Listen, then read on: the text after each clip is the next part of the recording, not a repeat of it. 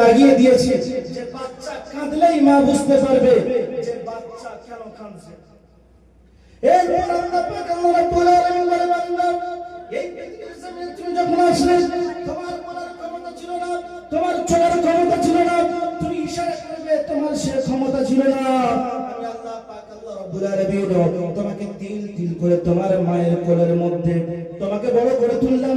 শুধু তাই নয়, বান্দা পৃথিবীর জমিনে আসবে, আমার বান্দা পৃথিবীর জমিনে যাওয়ার পরে আমার বান্দার খাবার কি হবে, বান্দা কি খাবে, পৃথিবীর কাউকে চিন্তা ভাবনা করতে হয়নি।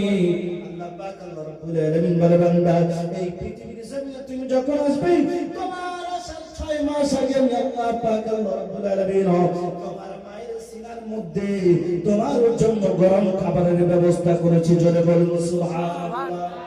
এই ব্যবস্থা কে করেছে? আল্লাহ পাক।